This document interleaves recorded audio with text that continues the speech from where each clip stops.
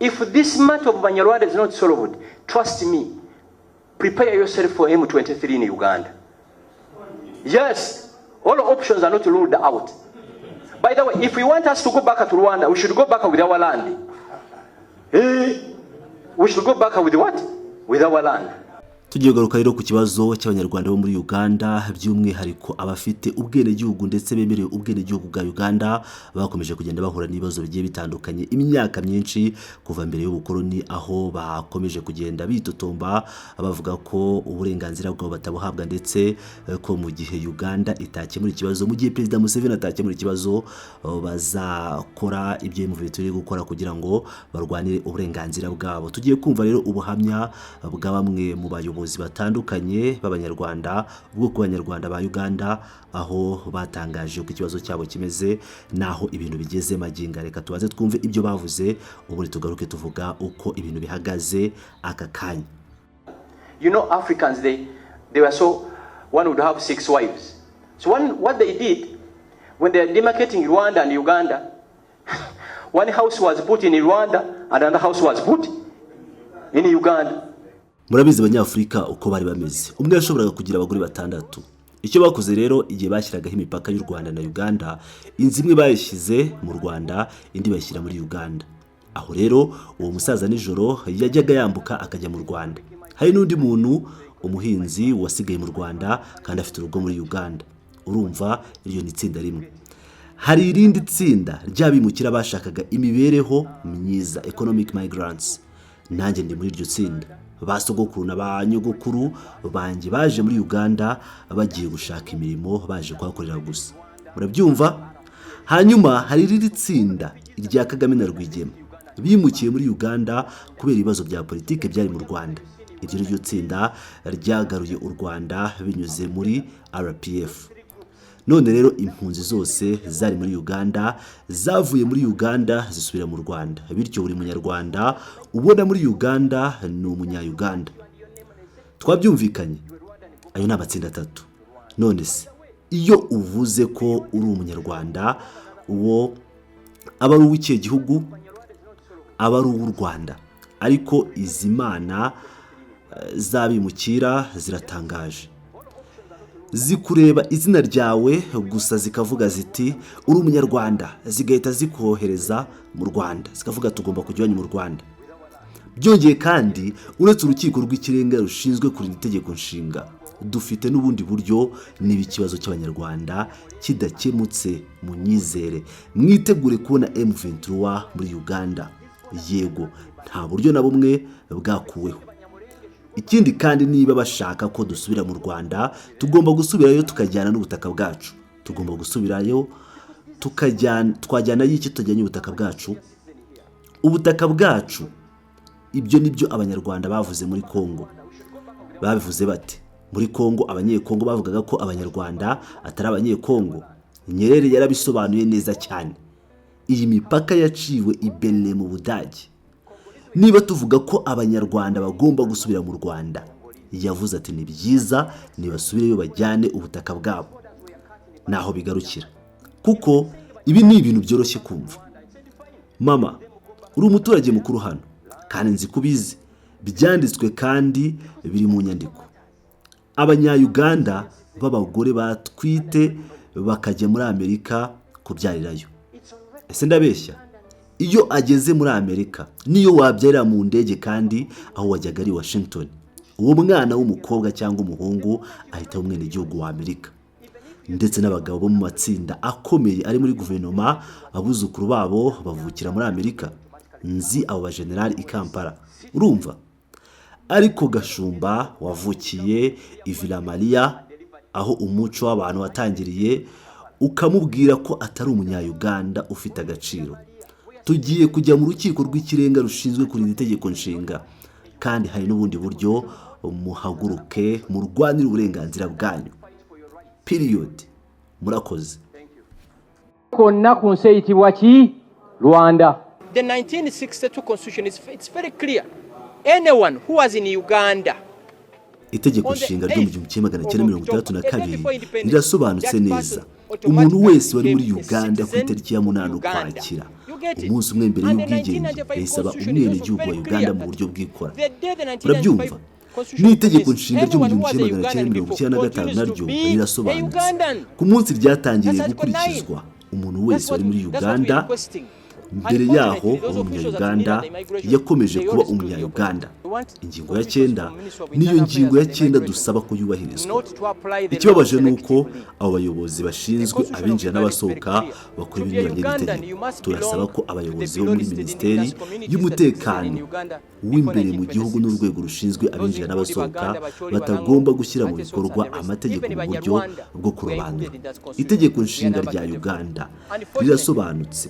Kugira ngo umunya-Uganda ugomba kuba uri mu moko kavukire yari muri Uganda mbere y'1926. Muri ayo harimo Abaganda, Abacuri, Abalango, Abateso n'abandi, ndetse n'Abanyarwanda barimo. Turi ku mwanya wa 24, ariko abayobozi bo muri Minisiteri y'Umutekano w'imbere mu gihugu iyo barimo kubaza abakandida ari Abanyarwanda, ibibazo birahinduka. Iyo abantu bagiye gusaba pasiporo bava ku rwego rw'ubwoko bakajya ku rwego rw'umuryango, bakakubwira bati twereke ibyangombwa bigaragaza ko ba sekuru na ba nyogokuru cyangwa ababyeyi banyu bari muri Uganda mbere y'1926. Mu by'ukuri ntibishoboka. Nta muntu n'umwe muri Uganda washobora kugaragaza izo nyandiko. Icyo tuvuga ni iki? Nk'uko mubaza Abaganda, Abacuri, Abanyankore, niko mukwiye no kubaza Abanyarwanda. Ariko kubera ko hari igihugu cyitwa u Rwanda, abo bayobozi bakunda gutekereza ko Abanyarwanda b'abenegihugu b'u Rwanda baza muri Uganda gushaka pasiporo zacu. Tubabwiye tuti nimushyire mu bikorwa neza sisiteme yose ya ILO. Umuntu usaba pasiporo ajye ashyigikirwa kandi yemezwe kuva kuri ILO C1 kugeza kuri ILO C5 harimo na LDC.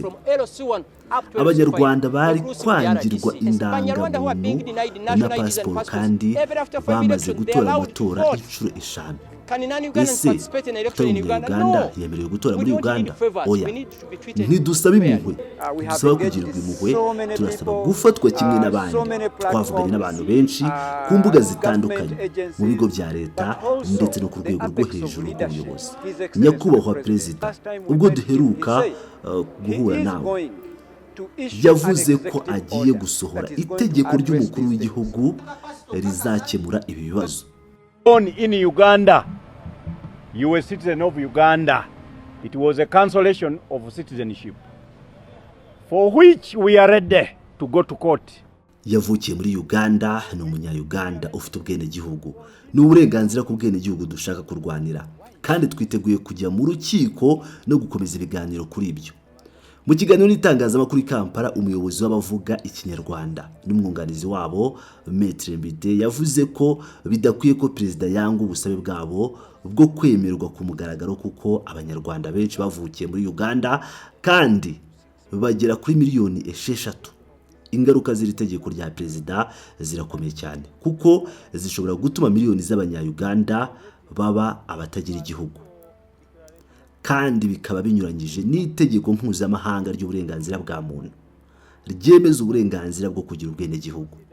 Turahamagarira leta kongera kubyitaho kuri iki cyemezo, ishingiye ku ngaruka zacyo zikomeje kuba nini ku muryango wacu no ku gihugu muri rusange.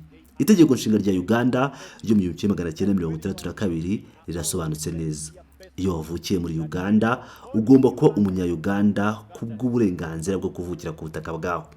Nta muntu n'umwe ufite uburenganzira, ndetse niyo yaba ari perezida wa Uganda, bwo gutangaza ko umuntu wavukiye muri Uganda atari umunya-Uganda. Ibyo byaba binyuranyije n'itangazo mpuzamahanga ry'uburenganzira bwa muntu n'amasezerano nyafurika ku burenganzira bwa muntu n'amahoro y'abaturage, ndetse n'amasezerano ya Afurika yunze ubumwe agamije kurwanya ubuhunzi buterwa no kubura ubwenegihugu. Ayo twese twashyizeho umukono. ngira ngo rero murabiyumviye aba ni abagande b'abanyarwanda ni ukuvuga ngo nimvuga abanyarwanda mutagira ngo ni abanyarwanda ko mu kuba bafite ubwenegihugu bw'u Rwanda ahubwo bafite ubwenegihugu bwa Uganda bijyanye n'impamvu zitandukanye tugiye kugarukaho kugira ngo ubanze usobanukirwe kugira ngo usobanukirwe impamvu abantu bakomeje kurwanira uburenganzira bwabo nk'abagande.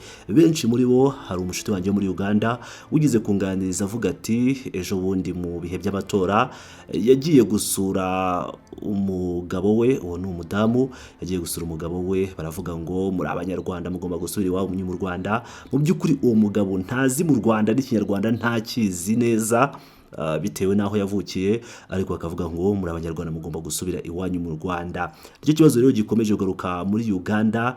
Reka tugaruke kuri situation y'aba bantu mwumve uko ibintu bimeze. Bakaba bakomeje kugenda bavuga ibi ngibi mu gihe gishize kinini kuva ku gihe cy'ubukoloni na mbere y'ubukoloni. Maginga aya mavideo dukoresheje akaba n'ubundi ari ay'abantu batangaga ubuhamya bwabo mu mwaka ushize, aho bari kuvuga ibibazo byabo bigiye bitandukanye nk'uko mu byumviye. Reka tubanze tubagezeho cyangwa dusoze tubagezaho uko aba bantu bageze muri Uganda, uko abantu ari abagande nk'uko biteganywa n'itegeko cyangwa uko biri. Abanyarwanda muri Uganda ni ubwoko bwemewe n'itegeko nshinga rya Uganda ryo mu 1995 nka bumwe mu moko 65 agize icyo gihugu cya Uganda. Bakaba babarizwa mu byiciro bitandukanye hashingiwe ku mateka yabo. Abambere n'abanyarwanda b'abagande. Aba ni abanyarwanda basanzwe batuye mu bice byahoze ari by'u Rwanda ariko bakaza komekwa kuri Uganda n'abakoloni mu 1910 cyane cyane mu duce twa Bufumbira ahitwa mu Kisoro, Ndorwa n'ibice bya Ankole. Impunzi zabimukira nazo n'ubwa kabiri. Hari abagiye muri Uganda bishakira imibereho mu gihe cy'ubukoloni n'abandi bahunze guhera mu myaka y'1950 kubera amateka mabi yaranze u Rwanda. Aba gatatu nako uko ibintu byifashe n'ibibazo by'indangamuntu. Mu minsi ya vuba abo mu bwoko bw'abanyarwanda bagiye bagaragaza akarengane ko kwimwa ibyangombwa passport n'indangamuntu, aho inzego zimwe zibitiranye n'abaturage b'u Rwanda aho kuba abagande b'inkomoko.